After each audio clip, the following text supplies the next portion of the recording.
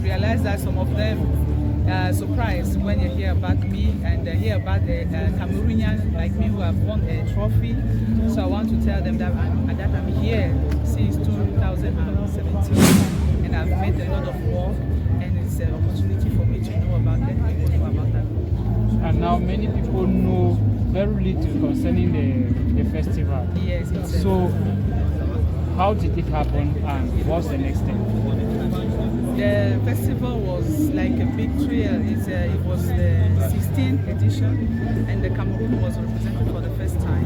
And I'm very glad to come back, to be coming back home with a trophy. We were in competition, Cameroon were in competition with many countries, with Ghana, with Senegal, with Kenya, with Burundi, with Congo, RDC. So those people have very great musicians, and dealing with them, I have been in competition with them, and winning a trophy is like something that I could not imagine when I started music in 2017. So I'm very glad to win that trophy. Mais au-delà du trophée, une thématique que j'ai eu à développer, la place des musiques modernes, d'inspiration traditionnelle dans la préservation du patrimoine culturel camerounais, africain. Alors il était question pour moi déjà de faire connaître ma musique, de faire connaître pour ceux qui ne connaissaient pas encore l'artiste Lily, parce qu'on va à l'étranger, on remporte un trophée et nos frères, nos compatriotes qui en ont entendu parler ont certainement envie de savoir mais qui est Lily, qui est cette personne-là qui ramène un trophée aujourd'hui. C'est un trophée camerounais et il doit pouvoir être présenté au public, mais aussi derrière le trophée, la thématique pour encourager ceux qui font dans la musique, les artisans, les consommateurs, les mécènes, les hommes des médias à saisir l'importance des musiques modernes dans la préservation du patrimoine. Il est plus que question aujourd'hui que nous fassions tout notre nécessaire pour préserver le patrimoine, que nous transportions avec notre culture.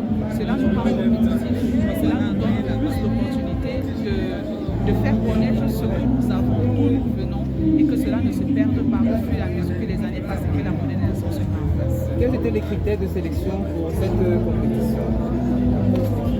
Alors le festival SICA, qui en était à sa 16e édition en 2022, nous a envoyé au public des appels à candidature.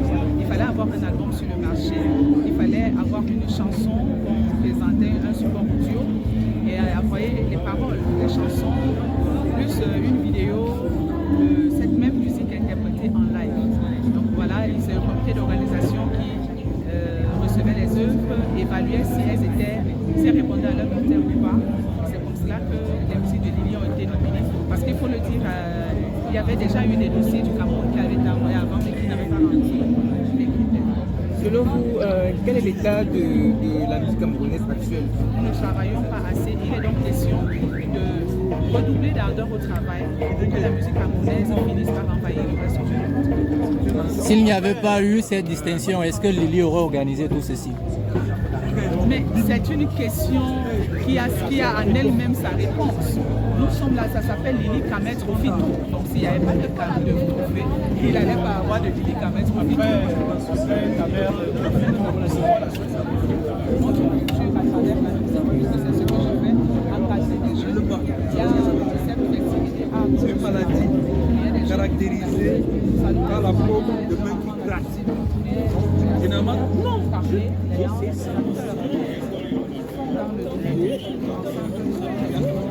Chacun